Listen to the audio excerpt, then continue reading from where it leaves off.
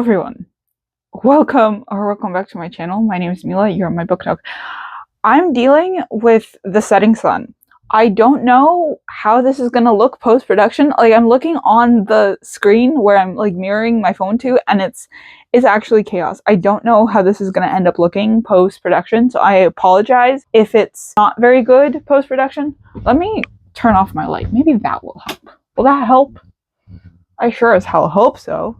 I think that helps a little bit. I am so sorry if I look so pale right now. I don't know what the hell's going on. I don't know.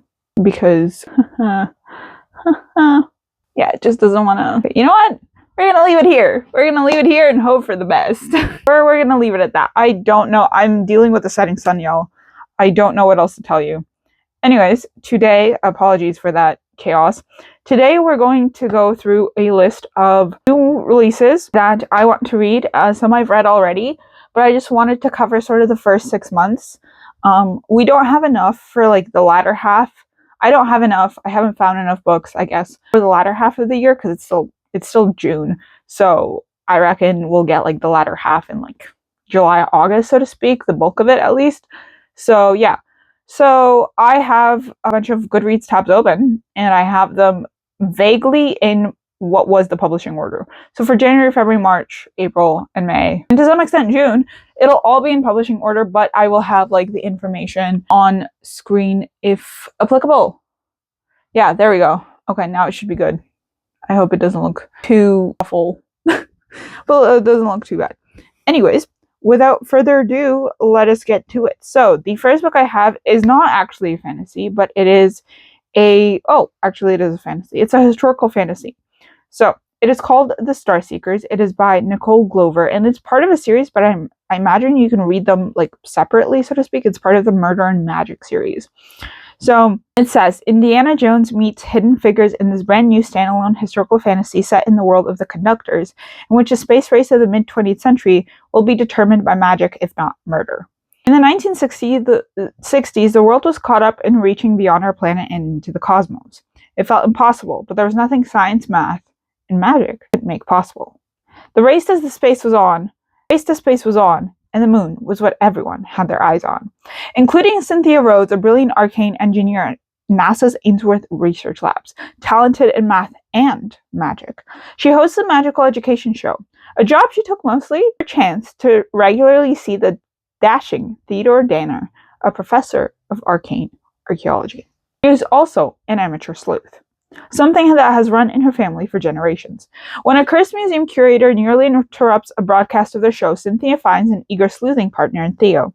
Pairing up, they begin investigating the strange behavior of the curator and a mysterious theft at the Arcane History Museum, until one of Cynthia's own coworkers perishes right in front of her in a major lab accident that endangers Ainsworth's role in a space race. Certain it was murder instead of an accident, Cynthia sees this as a separate case at first. However, the more she and Theo investigates, Cynthia uncovers a surprising link between the two incidents. The museum theft and the murder are part of a larger equation, one that includes deadly enchantments, rumored pirate treasure, a peculiar plant, and a dire threat to the space program, as well as everything she holds dear. And the sun's out again. Wow, this is this is like a really perfect like curl. Holy hell. Actually, I'm not going to touch that. Otherwise, it's going to get ruined. Why am I pale again? I'm so sorry, guys. The sun situation, I'm so sorry. It's really pissing me off now. So this was published on the 6th of January. Next, we have Graceless Heart by Isabel Ibanez. This is the first in the Spellbound History Quartet. It reads as follows. In 15th century Volterra, sculptress Ravenna Maffei is a competition hosted by a secretive immortal family who offers an invaluable boon to the victor. Desperate to win so she can save her brother, Ravenna reveals a rare magical talent, a dangerous act in a city where magic is forbidden. Her revelation makes her a target, and she is kidnapped by the Luni family and taken to Florence, a city of breathtaking beauty and cutthroat ambition. There, Ravenna is forced into an impossible task where failure means certain death at the hands of Saturnino dei Luni, family's enigmatic and merciless heir. But under his cold reserve hides a vulnerability that draws her closer than she ever intended.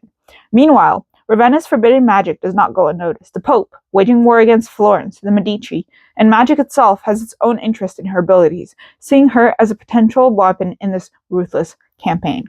As alliances shift and war brews on the horizon, Ravenna must navigate the treacherous line between survival and betrayal, between love and duty. With time running out and her every move watched, the choices she makes will determine the fate of not just her own life, but the fragile balance of magic and power that could unravel Florence itself. And this was published on the 13th of January. Next, we have The Poet Empress. If you are in the fantasy space and you haven't heard of this, have you been living under a rock? Because even I've heard of this book. Everyone and their mothers seems to have loved this book. And that's partly what's kind of putting me off. Sorry. It feels like I have something in my ear. Poet Empress by Shen Tao. In the waning years of the Azalea dynasty, the emperor is dying, the land consumed by famine, and poetry magic lost to all except the powerful. Wei Yin is desperate. After the fifth death of a sibling, with her family and village on the brink of starvation, she will do anything to save those she loves, even offer herself as concubine to the cruel heir of the beautiful and brutal Azalea house. But in a twist of fate, the palace stands on the knife edge of civil war with Wei trapped in its center, the side of the violent prince. To survive, Wei must harden her heart, rely on her wit, and become dangerous herself, even if it means becoming a poet in a world where women are forbidden to read, and composing the most powerful spell of all, a ballad of death and love. So just a heads up, there's a lot of trigger warnings, so I'd recommend you check that out beforehand. And this was published on the 20th of January. Next, we have The Bone Door by Francis White. How far will you go to open the bone door? When Hop awakens in an ancient labyrinth, he has no memory of his life or how he got there. He does not recognize the mysterious girl trapped with him, and he certainly cannot identify the shadowy figure stalking him, whispering terrible things. But there's one thing he's certain of. He must escape. The only way out of the labyrinth is through the bone door, but it lies behind a series of locked doors, hidden across an array of strange realms. To open the way, Hop must complete impossible tasks before his time runs out. As Hop travels deeper into the maze, he discovers that he and his companions may be more connected to the place and its horrors than he could ever imagine. Unless Hop is able to unravel the true mystery of the labyrinth and his own role within it, the bone door and any hope of escape will be lost forever. This was published on, I say May 7th. In my notebook, hold on a second. My notebook has said it was published on the 29th of January. Either way, it's published now, so I'm gonna keep it in January. Sorry, guys. Next, we have February. Yay! Alright, so first up, we have Agnes Aubert's Mystical Cat Shelter by Heather Fawcett. Agnes Aubert leads a meticulously organized life, and she likes it that way. As the proudly Type A manager of a much-needed cat rescue charity, she has devoted her life to finding forever homes for lost cats. But after she is forced to move the cat shelter, Agnes learns that her new landlord is using her charity as a front for an internationally renowned and thoroughly disreputable magic shop. Owned by the disorganized, not to mention self-absorbed, irritating, but also decidedly handsome Havelock Renard, magician and failed Dark Lord, the shop draws magical clientele from around the world, partly due to the quality of Havelock's illicit goods, as well as their curiosity about his shadowy past and rumors of his incredible powers. Agnes's charity offers the perfect cover for illegal magics. Agnes couldn't care less about the shop, magical intrigue or not. There are cats to be rescued, but when an enemy from Havelock's past surfaces, the magic shop, and more importantly, the cat shelter, are suddenly in jeopardy. To save the shelter, will Agnes have to set aside her social conscience and protect the man who once tried to bring about the apocalypse and is now trying to steal her heart? This was published on the 17th of February. Next, we have Salt Swept by Catalina Walt. This is the first in the Earth Salt duology. A ragtag crew, a perilous quest. First they need a boat. Then next they need to learn how to sail it. A pirate faces the gallows drop. A farmer is given a terrible ultimatum to save her daughter. An acolyte ascends to priesthood, only to find that a blessing really can be a curse.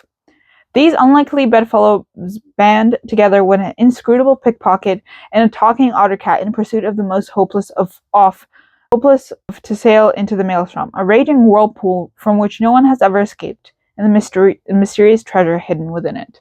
Wowza. This is ridiculous. Sorry guys, just give me a second. Here we go. Quest will test her fragile allegiance to its limits, but there's more at stake here than getting the magic of the world, than getting the hell wrote this? Quest will test their fragile allegiance to its limits. But there's more at stake here than getting the magic of the world. Is in peril, and the barrier between life and death has never been so thin. Who the hell wrote this? This doesn't make sense. And in the Bastion, the seat of power in Paranish, the queen has an unquenchable thirst that threatens the world and everyone in it. Can there be honor amongst thieves? Without it, they might never see another sunrise. What the hell was that? Okay, you know what? I'm not gonna think too much on it because we gotta continue. This was published on the 26th of February. Next we have, oh, I did that out of order. My bad. Next we have The Fox Hunt by Caitlin Breeze. Practical, unassuming second-year student Emma Curran wins an exciting research fellowship. She's ushered into the glittering debauchery of the university elite. There she falls for the devastating, aristocratic Jasper Balfour, leader of the all-male Turnbull Club, a shadowy secret society that has created centuries of Britain's leaders, power brokers, and history makers. One night, the Turnbulls propose a sinister little game, a fox hunt. The women run, the men chase. And Emma finds herself fleeing for her life through the streets, hunted by the boy she loves. Torn from her ordinary life and trapped in a dangerous otherworldly realm, Emma awakens transformed. No longer mortal, she's become something beastly, and now she must summon every ounce of cunning and ferocity to save herself. This was published on the 24th of February. I think this is a little out of order now that I think about it. Whoopsies. Sorry, guys. Sorry, hold on. Let me just make sure. Okay. Next ones are in order. Next, we have The Red Winter by Cameron Sullivan. In 1785, Professor Sebastian Grave receives the news he fears the most. The terrible beast of Gévaudan returned in the French countryside, runs red in its wake. Sebastian knows the beast, a monster slayer with centuries of experience. He joined the hunt for the creature 20 years ago and watched it slaughter its way through a long and bloody winter. Even with the help of his indwelling demon Sarmadel, his payments in living hearts, it nearly cost him his life to bring the monster down. Now, 2 decades later, Sebastian has been called to the hunt by Antoine Avenel d'Auxergne, an estranged lover who shares a dark history with the beast and a terrible secret with Sebastian. Drawn by both the chance to finish the beast for good and the promise of a reconciliation with Antoine, Sebastian cannot refuse. But Gévaudan is not as he remembers it, and Sebastian's unfinished business is everywhere he looks. Years of misery have driven the people to desperation, and France teeters on the edge of revolution. Sebastian's arcane activities, not to mention that his demonic counterpart, have also attached the inquisitorial eye of the French clergy, and the beast is poised to close his jaws around them all and plunge the continent into war. Cool. Wow. Weaving Shawl by Hiba al-Wasiti. 3 years ago, Lina al-Sayr awoke with a terrible power. She can see the dead. Since then, she has hidden herself from the world, knowing that if she ever reveals her curse, she'll be locked away in an asylum. I need water. I'm so sorry, guys. We're not even halfway through. Oh my god. When her beloved brother Rami falls fatally ill, Lina is faced with a terrible choice. Let him die or buy the expensive medicine that will save his life by bartering the only valuable thing she has. Secret. The Saint of Silence, a ruthless merchant who trades in confessions and is shrouded in unearthly rumors of cruelty and power, accepts her bargain for a deadly price. Lina must find the ghost of Percival Avon, the last lord of Weavingshaw, or lose her freedom to the Saint forever. As Lina's search takes her to the Saint to Weavingshaw, she finds the estate and the surrounding moors to be living things, hungry for blood and sacrifice. Fighting against Weavingshaw's might, Lina must also fight her growing pull towards the enigmatic saint himself, whose connection to Percival Avon remains a mystery. As the house begins to entomb them, time is running out in their desperate hunt for answers. For Lina has come to see that here in Weavingshaw, dead are not hushed, and some secrets are better left buried with them. And it was published on the 24th of February. The Red Winter as well as The Fox Hunt were also published on the 24th of February. Now we have March! Woo! Oh my god. Jesus. Hold on. This is a little all over the place. Let me just make sure that it's in the proper spots. First, we have The Library of Emerlyn by Kaylin Josephson. Former con artist Kassira expected to spend her life as a soldier, miserably working off her prison sentence by hunting down magical creatures for the fanatical kingdom of Kalthos. But when the Kalish ambassador arrives with a non-negotiable assignment, Kassira finds herself swept into the biggest con of her life, infiltrating the Library of Emerlyn. As the heart of all magic and the protector of magical creatures throughout the Six Kingdoms, the library is historically politically neutral. Kassira is meant to pose as the new assistant to spy for the ambassador and destabilize the library from the inside, clearing the way to dethrone its librarian. But when she arrives, Kassira learns that the library is not all that she was told it would be. Neither is the prickly, handsome librarian, Alistair, whose monstrous secrets are about to catch up with him. Swept into the enchanting world of the library, Kassira's reluctant con is jeopardized by her growing affection for the wondrous life the library promises, and by her complicated, burgeoning attraction to Alistair. As the ambassador's game closes in, Kassira must decide where her loyalties lie, to her newfound home, or to her new survival. That was published on the 3rd of March. And I would highly recommend because I read it and I gave it 5 stars. So, yay. Next, we have The Book of Fallen Leaves by A.S. Tamaki. Then Hoshiakari, the exiled son of a traitor, is determined to restore his decimated clan to their former power at any cost. But when his path collides with that of Rui, a low-born woman who once saved his life, he discovers his family ambitions may have paid a darker price than he ever knew. As Onryo, vengeful demons rise through the land again, demanding retribution for their slaughtered souls. He's torn between loyalty to the family he's searched for his entire life and the love of his closest friend. Only now, his reunited family and their allied forces will stop at nothing in a blossoming civil war against the empire they once served. And the more they kill, the worse the demons will become. To save their world, Sen and Rui must join this conflict and find a way to forge peace, even if it means being cursed by the very gods who once protected them. This was published on the 17th of March. Next we have Daughter of Crows by Mark Lawrence. Set a thief to catch a thief. Set a monster to punish monsters. The Academy of Kindness exists to create agents of retribution cast in the image of the Furies, as the kindly ones, against whom even the gods hesitate to stand. Each year, 100 girls are sold to the Academy. 10 years later, only 3 will emerge. The Academy's halls run with blood. The few that survive its decade-long nightmare have been forged on the sands of the Wound Garden. They've learned ancient secrets amid the necrotic fumes of the Bone Garden. They leave its gates as avatars of vengeance bound to uphold the oldest of laws. Only the most desperate would sell their child to the kindness. But Rue sold herself. Now, a lifetime later, a long and bloody lifetime later, just as she had discovered peace, war has been brought to an old woman's doorstep. That mistake was published on the 24th of March. Next, we have No Man's Land by Richard K. Morgan. The Great War was supposed to be the war to end all wars, and maybe it would have been had an even greater otherworldly foe not arisen to extinguish the conflict. Overnight, as guns blazed away in France and Flanders, village after village in the quiet British countryside followed by the forest, and within the forest lurk the Huldu, an ancient fey race, monstrous in their inhumanity, who have decided that mankind's ascendancy over the world can endure no longer. Enter Duncan Silver. Scarred by the war, fueled by a rage deeper than the trenches in which he once fought, Duncan is determined to show the Huldu that the world is not theirs for their taking. Armed with a cut-down trench gun filled with iron shot and a deadly iron knife, Duncan will stop at nothing to return the children the Huldu have stolen from the arms of their families, no matter how many Huldu he may have to slaughter along the way. But when he's hired by a mother to return her 4-year-old daughter, Miriam, taken by the Huldu 6 months past and replaced with a changeling, all hell breaks loose. Miriam is a pawn in a much bigger game for dominance than Duncan ever expected, and several long-buried secrets from his past are about to be violently resurrected. That was published on the 24th of March.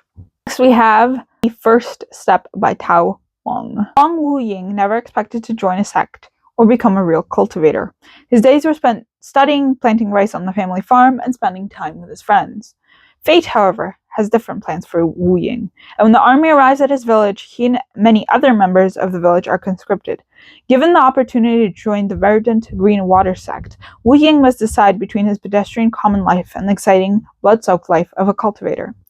Join Wu Ying as he takes his first step on his 1,000-li journey to become an immortal cultivator. That was published on the 28th of March.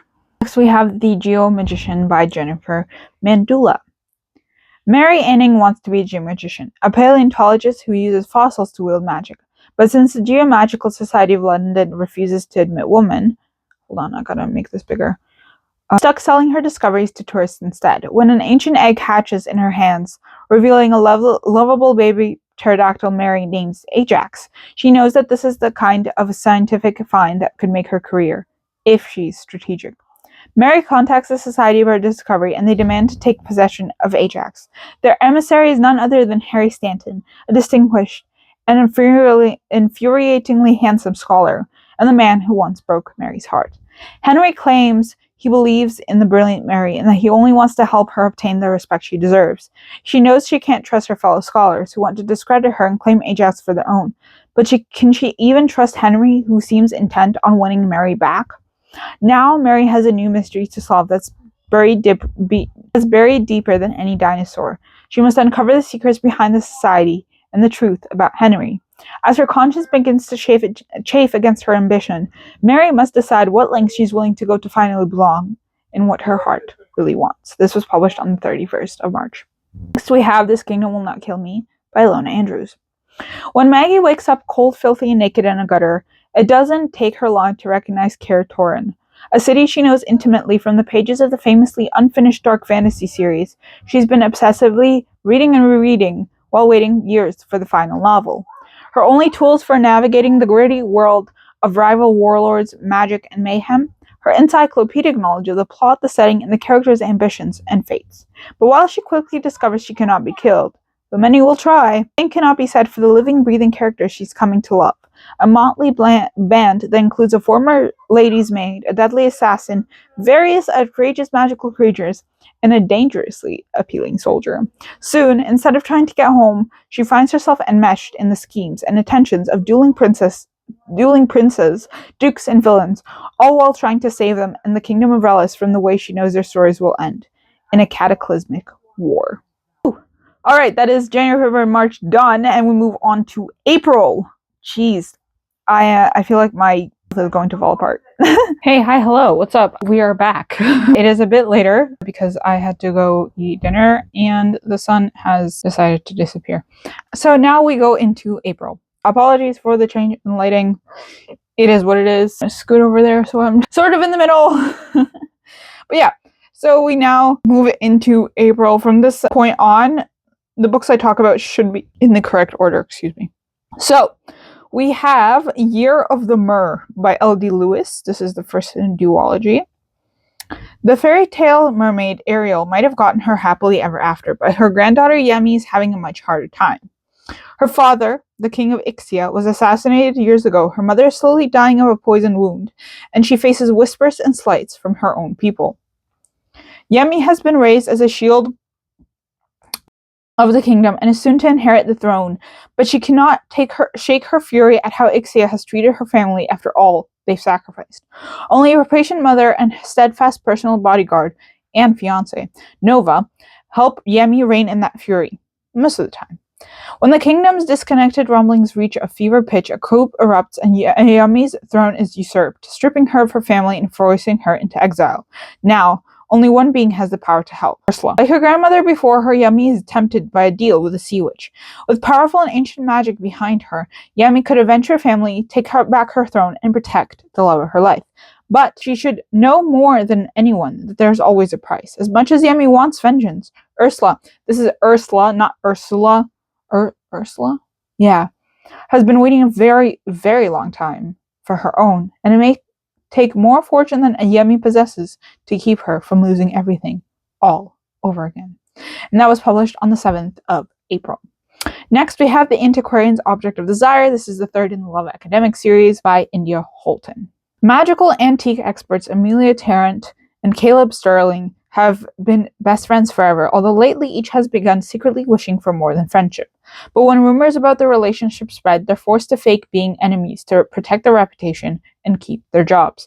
The resulting arguments spark havoc across Oxford University, and when they cause an explosion while fighting over a magical antique, it's the final straw for their exasperated faculty head. He dispatches them to a job in Cumbria where even they, can't get into trouble. Which proves just how wrong one man can be. In a storebound old manor house, Amelia and Caleb face magical mayhem and rampaging ghosts that make the previous havoc look mild in comparison. Most troublesome of all, though, is the secret of how they feel about each other. When it comes to tackling deadly antiques, hiding the truth in their hearts could destroy them, for real. That was published on the 21st of April. Next, we have The Killing Spell by Shay Kowe. Key Petrova is dealing with more than her fair share of trouble. At just 25 years old, she's the youngest of 5 Hawaiian clan leaders living on the homestead in outer Los Angeles.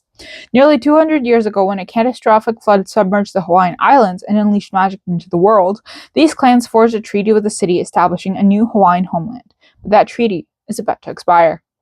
Key struggles to keep her small clan afloat, scraping together rent each month through odd jobs and selling her own crafted Hawaiian language spells. While her talent for language magic is her saving grace, she feels like a shadow of those who came before her. Just when she thinks things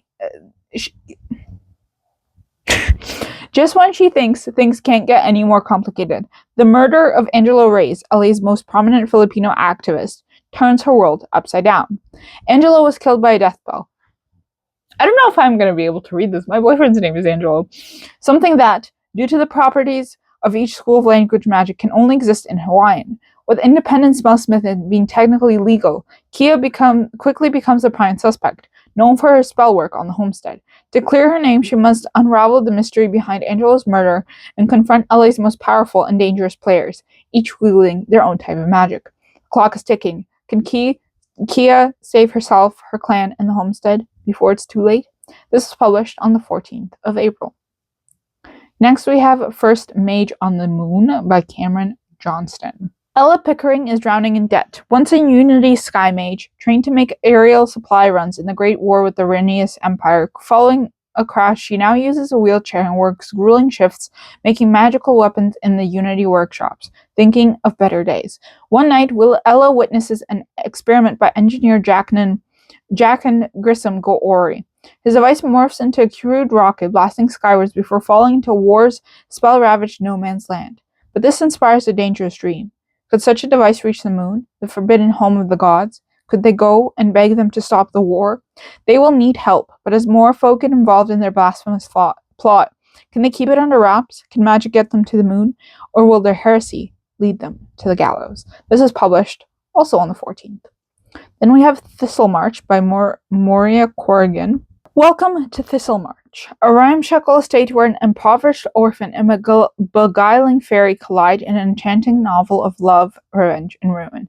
In the wake of World War I, the world is a decidedly unmagical place for Mouse Dune. She once dreamed of becoming a fairy anthropologist, but with one telegram, her world is shattered. At the Battle of the Somme, her cousin's body disappeared into the mud, and her brother was left with debilitating shell shock. It was time, she knew, to put aside childish dreams. When Mouse receives news that her uncle has left her the fairy-blessed Thistlemarsh Hall, a dilapidated manor in the English countryside, she must leave her brother's side and return to her childhood home to claim her birthright. But there is a catch in her uncle's will. If Mouse does not rehabilitate the crumbling house in 1 month's time, she will forfeit her inheritance and any hope of caring for her brother.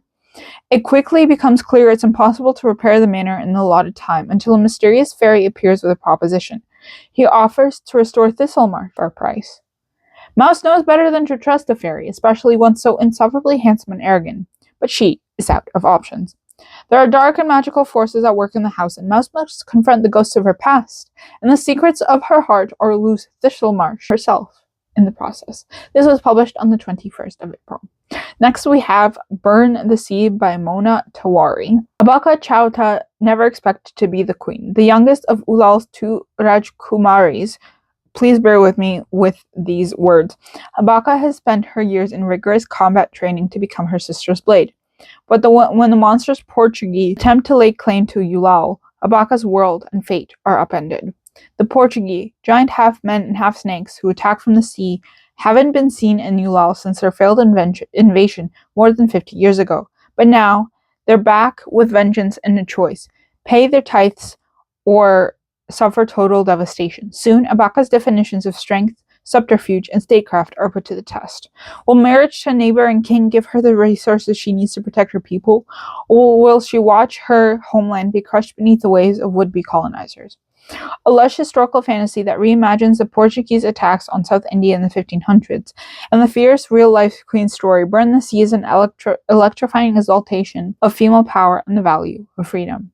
This was published on the 21st of April. Next, we have The Language of Liars by S.L. Huang. I believe this is shorter, like a novella. Speak another people's language, know them, become them, and discover you've destroyed them. In his training as a spy, Ro was warned, you will always be living a lie. Jumping into a Star Eater's mind in the first place requires a moment of perfect psychic connection, and he has studied all his life to comprehend their species. Admires them, respects them, is reverent at the idea of being one of them, the only species physiologically capable of mining the element needed for light-year spanning space travel. The species all others crave to know more of, but who have notoriously shared so very little. The species Ro's own small civilization, with its dwindling resources and withering reach, needs to know more about. It will feel real, his elders impressed upon him. It will never be real. But Ro's certainty runs deep. He will be different. Ro will not be an impostor hiding the truth of his past, because his heart will be one of them. He will be one of them. To understand is to become. It never occurs to him that the mere act of understanding can destroy. Woo! Alright. We continue. I'm confused now. And now we have May. So, that was published on the 21st of April, by the way. Now we have May. So the first book for May we have is Library of Flowers by Elsie Chu. Let me just make that a little bigger. Thank you very much. Alright. For centuries, the Hua women have held sway over the courts of emperors and billionaires with their magical perfumes able to stir hearts and ensure fortunes. And in every 5th generation, an eldest daughter is born with the rarest gift of all, the ability to summon true love. As a long-awaited 5th daughter, Lucy was supposed to be the miracle her exacting mother had been waiting for. But when her magic failed, Lucy fled Vancouver, her legacy, and the expectations that had nearly broken her. Now, years later, she runs a tiny perfume shop tucked away in Toronto's Kensington Market. I've been there, haha! Crafting beautiful, perfectly ordinary scents and keeping her extraordinary past firmly behind her. That is, until a death in the family brings her home and saddles her with an unwelcome inheritance. The centuries-old Hua family register brimming with secrets, formulas, and forgotten truths. Is it perhaps that she's not actually the 5th daughter and that's why it doesn't work? Anyways, as Lucy unravels the stories of the woman who came before her, including the mother whose complicated heart she never could understand, she must confront the tangled threads of love, power, and identity, and ask herself whether her magic was ever truly gone, or simply waiting for her to decide for herself what it means to be a daughter of the House of Hua. This was published on the 5th of May. Next, we have The Girl with 1,000 Faces by Sunyi Dean. When Mercy Chan washes up on the shores of Hong Kong with no family, no memory, no memories, no money, and no memories, the only refuge she finds is the infamous ghost-infested... Wow, I cannot speak, apparently. The only refuge she finds is the infamous ghost-infested slum of Kowloon Walled City. Since then, she has rebuilt her life, working for the local triad as a ghost talker and dealing with the angry and bitter spirits who haunt the district. The filthy gutters and cramped alleyways of Kowloon have become her home. But the past Mercy can't remember isn't done with her. An unusually powerful ghost has infested Kowloon's waterways, drowning innocents and threatening the district. It claims no mercy and secrets from her past that are best left forgotten. As Mercy is drawn into a deadly cat and mouse game with this malignant spirit, she begins to realize that the monster she fights within these walls may well be one of her own making. This was published on the 5th of May. I've heard really good things about it. Next, we have The Republic of Memory by Mahmoud El Said. The Safina is a city ship, 200 years into its voyage from the ruins of Earth towards a new habitable world. Its crew maintain the ship generation after generation while protecting their ancestors, the final remnants of Earth's doomed network empire, by keeping them alive in cryostasis. But a lot can change in 200 years, and people are starting to ask questions. Why should the crew continue to toil for people none of them remember? What exactly gives administration its authority over everyone else? And when the blackouts start, they set in motion a chain of events that will change life on the Safina forever. A reckoning is coming. The system is only secure so long as those in power maintain the obedience of those beneath them. And the crew has had enough. Cool. This was published on the 5th of May. The Last Contract of Isako by Fonda Lee. Isako is a legendary swordswoman, but every legend has to come to an end. When her longtime client unexpectedly retires, she plans to follow, to walk out into the frozen wasteland of their planet with her head held high and her family enriched by her legacy. But when a competitor offers her a final mission, it's one she can't refuse. Soon, she's thrust deep into a world of corporate espionage, duty-bound duels, and shadowy secrets. What she uncovers will change humanity's existence in the stars forever. This was published on the 5th of May. Next, we have The Hanging Bones by L. Tesh. Some monsters are born, some are made. All can be killed.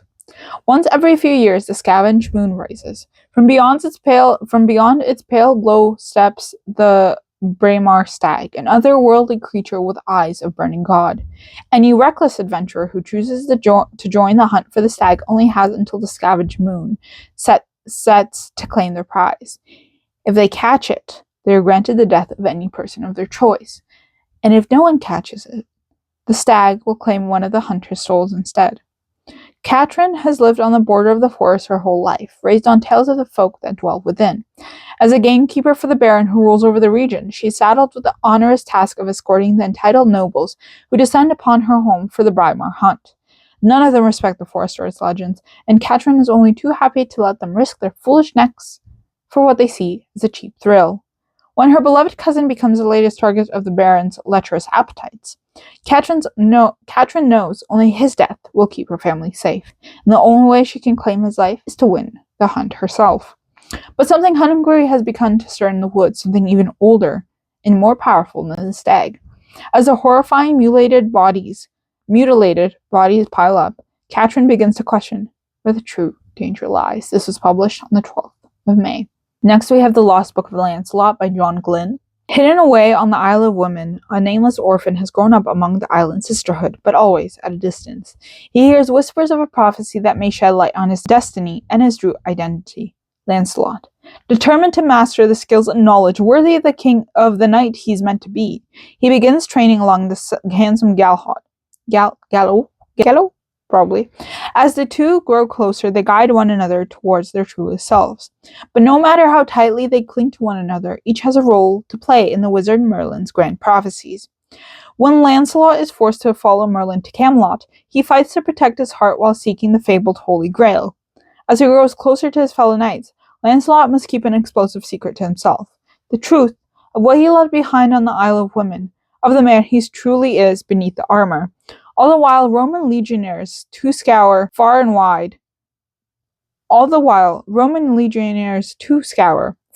for this grail.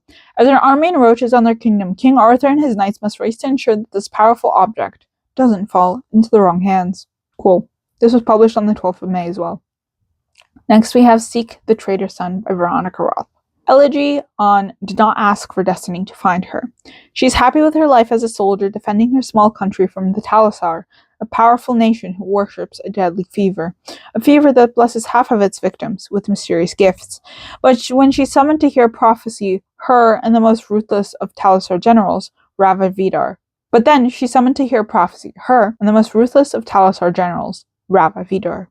Brought face to face to learn that one of them will lead their people to victory over the other, but they don't know which. And the descender of both of their fates, a man that, Elegy is told, she will fall in love with. In just one day, Elegy's old life, her job, her purpose, and her future is over. She and Rava are destined to collide, with the fate of their nations hanging in the balance. And when they do, only one will be left standing. Elegy intends to make sure it's her. This is published on the 12th of May. Next, we have The Arcane Arts by S.D. Coverley. Ambitious and driven, Elspeth Storer has long been determined to study the arcane arts, even before the mysterious death of a loved one draws her to the prestigious Newland University. Professor Thaddeus Rollins was once the wunderkind of the field, but in the wake of a horrific tragedy that nearly ended his career, he has resigned himself to the boredom of tenure. Yet when the magnetic Elspeth enters his orbit, he finds her impossible to resist. He agrees to oversee her pursuit of a taboo thesis topic, the study of rip magic, the illegal power to control and compel others, and a secret obsession of Rollins. As student and professor undertake their illicit research, harmless flirtation crosses into uncontrollable desire, which threatens to bloom into something even more dangerous, love. But can two people who are masters of manipulation ever trust each other? This is published on the 19th of May. Next we have Mortadant's Peril by R.J. Barker. Iredy Hasp is a Mortadant, a cleric tasked with reading the last thoughts of the dead, though no one thanks him for it. No Mortadont is popular, but Irides scarcely tolerated even by the other members of his own guild, and rarely selected for anything but the lowliest of jobs. This impoverished existence would be dismal enough, but after reading the corpse of a low-level records keeper, Irides' troubles quickly multiply when his own apprentice is murdered, and all fingers point to him as a suspect. The only way to save his own skin is to find the real culprit himself. An investigation that quickly attracts powerful enemies with few scruples, and draws him into a plot that threatens the entire corrupt yet wondrous city he calls home. This is really interesting, actually. Next, we have a nonfiction. So this is a bit of a different one than, all the fantasy stuff, and that is Talking Classics: The Shock of the Old by Mary Beard. What's exciting about a piece of bread 4,000 years old? Or some pots of paint abandoned in the eruption of Pompeii? Why should we be bothered with the distant past anyway? What's the point? The life, art, and literature of ancient Greece and Rome have something to offer everyone. They are not the property of wealthy white men only. They make us wonder how to make sense of people who lived long ago, from angry landlords to giggling senators, and to think harder about our own world to look at it differently. In Talking Classics, Mary Beard points to the surprising connections between antiquity and the present.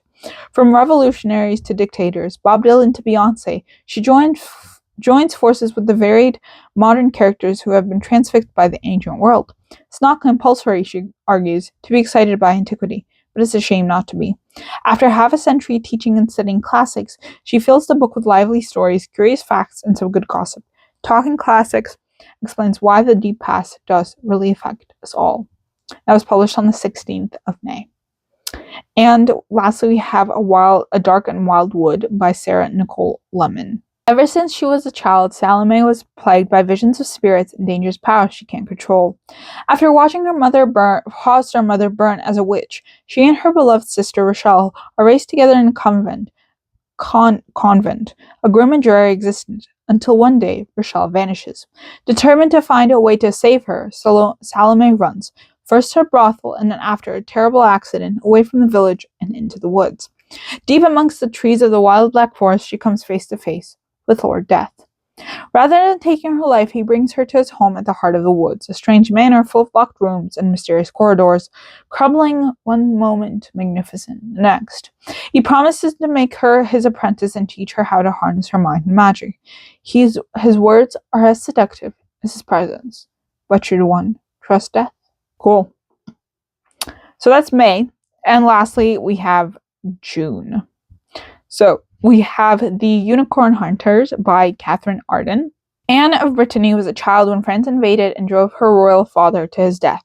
Now she is a young woman, sovereign duchess of an occupied realm, and France means to crown their conquest by marrying her to their king.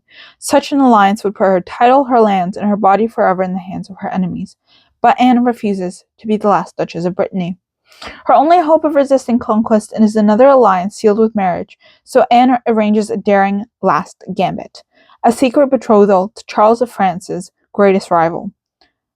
But secrets are hard to keep in a world where rival courts spy on each other with diviners.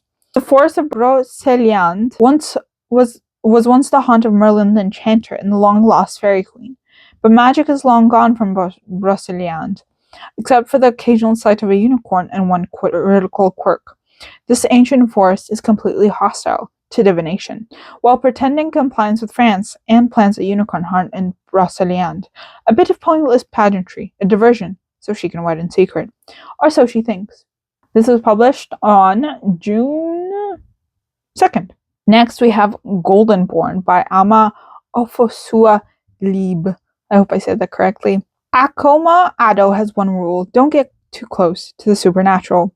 Ever since a blazing orb of light left her father in a coma, she's buried herself in her secret job investigating magical crime in San Francisco's Africa town, just enough to keep her grief at bay. But when a body turns up in a pool of molten golden ash, Akoma is pulled into something much bigger and far more dangerous. At the center of it all is Anansi, the trickster god of stories, who makes her an impossible offer: help him catch a killer and awaken the ancestral magic buried deep in her blood, and in return, he'll give her a chance to bring her father back. To take the deal, Akoma will have to lie to everyone she loves and embrace the very power she spent years trying to deny. And as her connection grows with Xander, The new guy in town with secrets of his own. Akoma must decide who she can trust, especially when she's no longer sure she can even trust herself. Woo! Alright, and this was published on June 2nd. Next, we have Their Will and Done by R.J. Valdeperas. In the Amaru Empire, it's considered an honor to be chosen for the annual harvest. But when guards stole Nina's brother away, it devastated her family. So, when the guards returned for Nina's sweet sister, she threw herself in their clutches instead. And Nina has spent every moment since then in the Aklahuasi, a gilded cage where women are trained to become servants or wives. When Kasik, an obedient lieutenant in Amaru's army sent to the Aklahuasi to retrieve the emperor's new wife, it's only the promise of his own command and a chance to escape his controlling father that forces him to accept. Kasik has no reason to trust Nina, nor she to trust him, but as they begin their journey, their chemistry is hard to ignore. Also hard to ignore, the tugging sensation of magic in Nina's chest, awakening more questions than she can possibly answer as she travels with a handsome stranger to her unknown fate. This was published on the 2nd of June. Next, we have The Heart of the Naga by Yong-Do Lee and translated by Anton Her. 3 handles 1. The world is divided by the line of limit. To the north are the Tokibi, fire people able to manipulate flames as both weapons and illusions. Reckon, giant birdmen with immense strength and warrior acumen. And the humans, as divided as the other races, are unified. To the south are the Naga, are reptilian people who relinquish their hearts for mortality. For centuries, the races didn't cross that line, but change is in the air. A Naga is being sent north, and a trio is being dispatched to make sure this agent from the south makes it alive. 1 from each race. But the illusion of a simple journey is quickly dispelled by the fact that the Tokibi is merely a scholar, not an adventurer. The Reckon is deathly afraid of water, and the human hunts and eats Naga. And when the Naga they're supposed to be escorting out of the Kiboran forest is murdered, the one sent in his place turns out to very much have a heart, meaning he's quite vulnerable to the dangerous exodus. The four must quickly forge an alliance and shed the distrust and prejudice that plagues them if they are to survive. And just as crucial, they must figure out what their mission is actually about, because unbeknownst to them, the very fate of the world must rest on this one Naga, making it to the north intact. Woo! Next, we have Endless Blue Beneath by Shannon K. English. On land, Epi will never be anything more than the outcast girl who kissed the grocer's daughter. But beneath the water surface lies a future and a society she could never imagine. Stolen from the shore, she's transformed. Epi is stronger, swifter, and hungrier. Human flesh smells like heaven on earth, and Epi is ravenous. Despite the horror of her new appetites, Epi learns to love this strange second life. The mermaid colony is mesmerizing, and Epi's new sisters are fiercely loyal. When she meets Marie, a stunningly beautiful mermaid with a past as shadowed as her raven black scales, Epi finds she no longer needs to resist her deepest desires.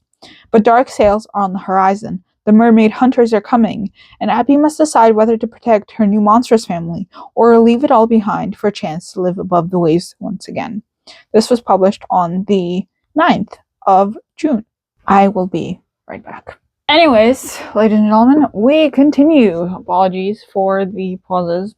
Well, you wouldn't know that there are pauses, but I do. Apologies for the changes in lighting as well. So, my waning enthusiasm for this video. Anyways, next we have The Silver Kingdom by Radia Hafiza. So, we start. Sparks fly when Prince Zaid, fresh from defending the borders of Takaria, meets Princess Lila of Sawan, determined to run away from her cruel, power-hungry mother. When Layla discovers her latent powers, once she doesn't understand, it begins to fear, and Zaid begins to negotiate with the mages, who have been in the hiding for 100 years. The young royal's paths become intertwined. But the kingdoms are divided, still suffering from the fallout of colonial rule, and both the prince and the princess must marry to build alliances, not for love. As Layla and Zaid struggle between their hearts and their duties, a centuries-old prophecy set into motion, calling upon a savior to restore the mages to their true power.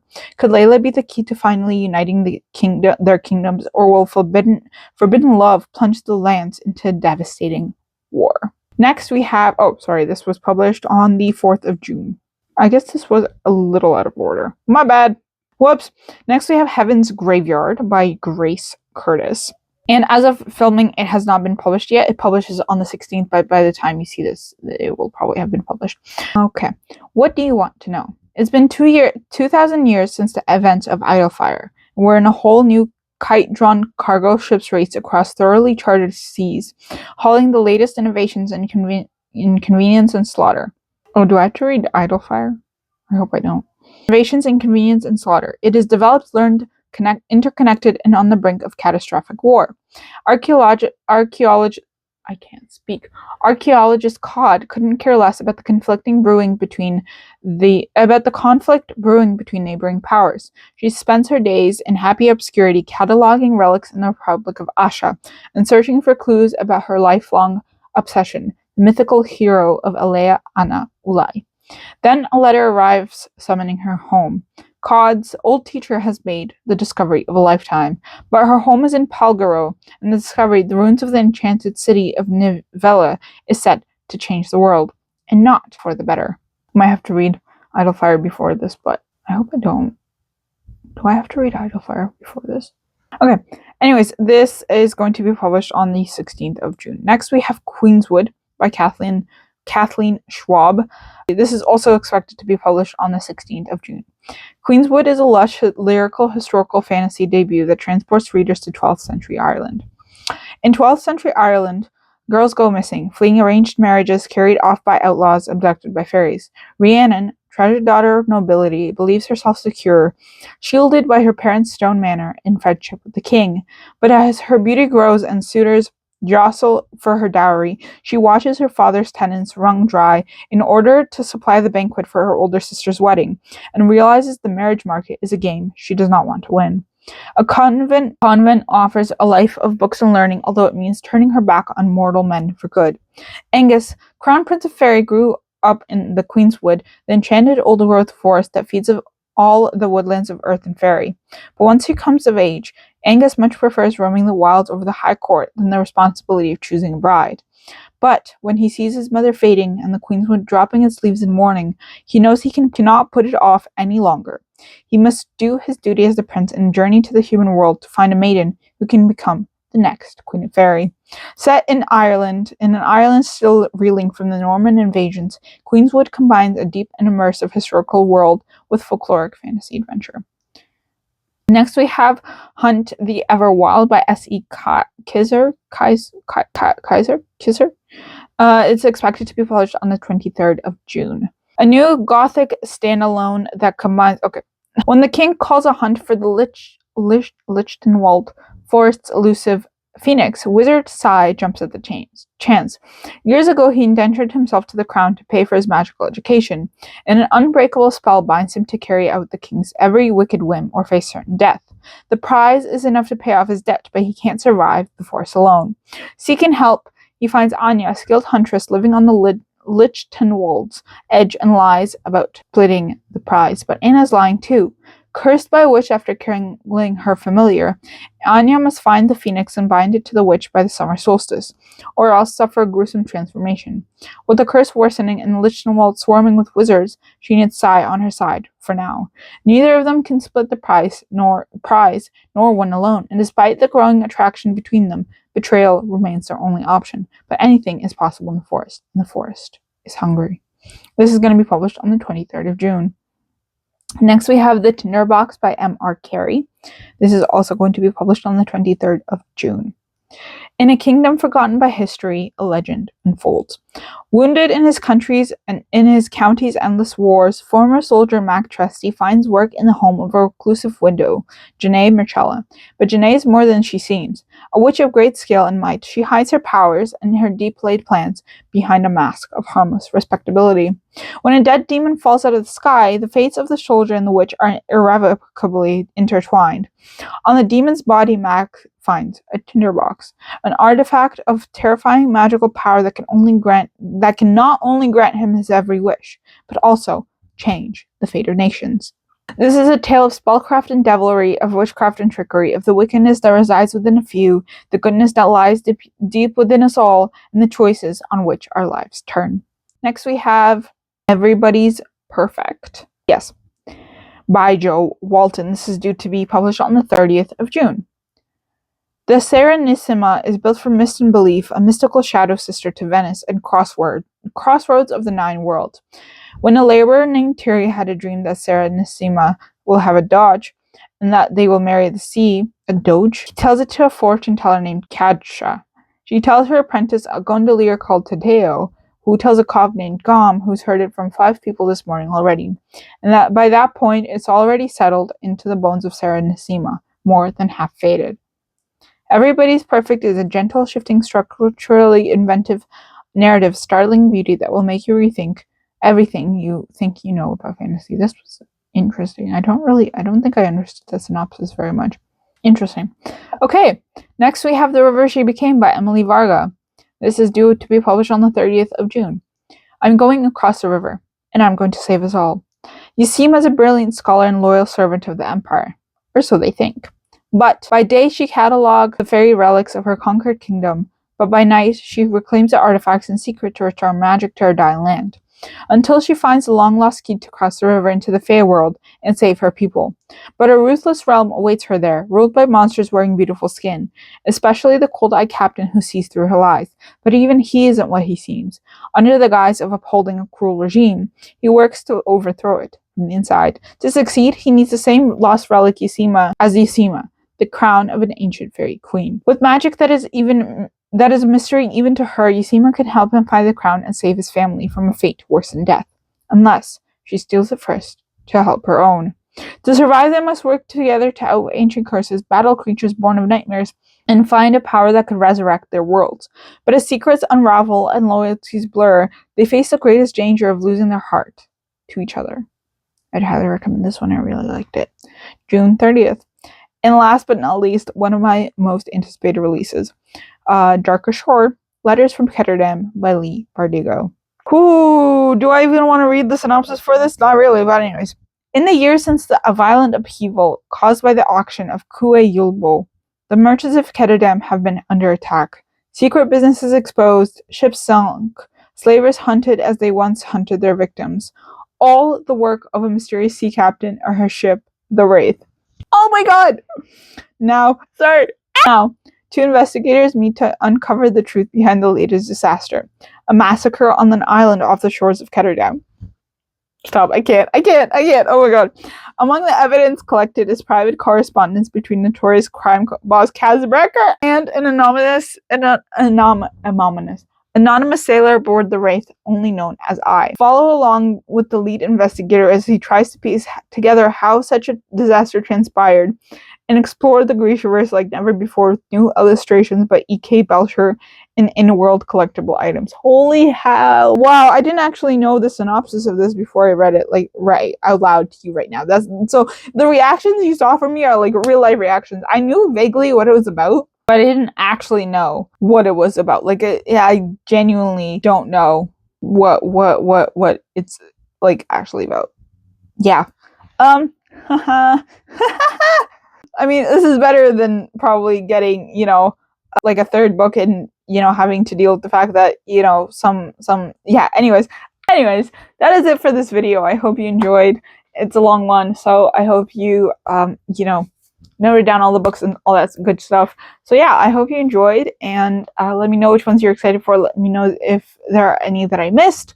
And I will see you in the next installment, which would be the rest of the year at some point. I don't know when I'll release it, but I will get to it at some point. So yeah, if there are any books from like July to December that you think I'd be interested in, that you're excited for, just note them down below. Give me like the info that you have, especially the release date and all that stuff, and I will note it for the next video. Anyways, I hope you enjoyed. Follow me on all my socials. I recommend you follow me on my Instagram.